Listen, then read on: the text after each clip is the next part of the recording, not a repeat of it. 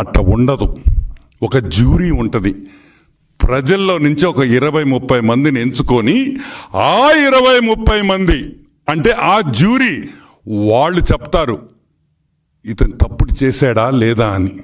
కాబట్టి తప్పించుకోలేవు అని కూడా నేను మనవి చేస్తా ఉన్నా. This is a trial by the jury. It is trial by jury, not by an independent court. It's a jury trial in US. కరెక్ట్గా సంవత్సరం లోపల జడ్జిమెంట్ వచ్చేస్తుంది. రెడ్డి గారు, మీరు ఎవరెవరు ఇన్వాల్వ్ అయి ఉండారో దీంట్లో అందరు ఇంగ్లీష్ బాగా నేర్చుకోండి.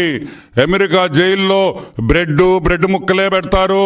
మీరు అన్నం తినడం ఆపేయండి. జగన్మోహన్ రెడ్డి, బ్రెడ్ తినడం నేర్చుకో. బ్రెడ్ జామే ఇస్తారు. ఇక్కడ మన జైలులు కాదు నాయన. భారతక్క క్యారియర్లో చేపల పులుసు, మటన్ కర్రీ, బిర్యానీ తెచ్చేదానికి అవన్నీ అమెరికా జైల్లో ఒప్పుకోరు. కాబట్టి ఇప్పటి నుంచే తయారు కావాలి అని కూడా మనవి చేస్తా ఉన్నాం.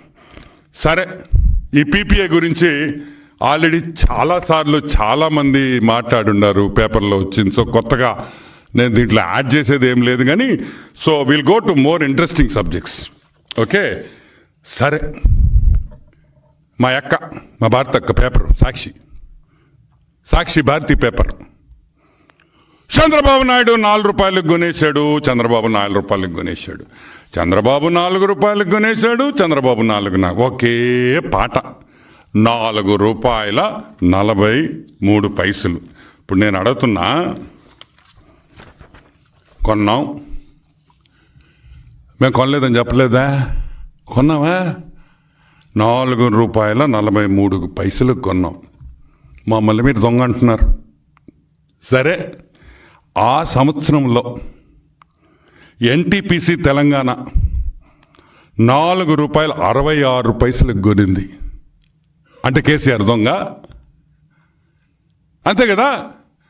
చంద్రబాబు నాయుడు 4 రూపాయల 43 పైసలకు కొని, అదే NTPC సోలార్ పార్క్ ఇదో NTPC తెలంగాణలో అగ్రిమెంట్ అయితే అప్పటికి వాళ్ళు కూడా దొంగలే కదా. సరే, అది పక్కన పెడతాం. రాజస్థాన్ 4 రూపాయల 34 పైసలు. అంటే ఏంది? దీని అర్థం ఏంది?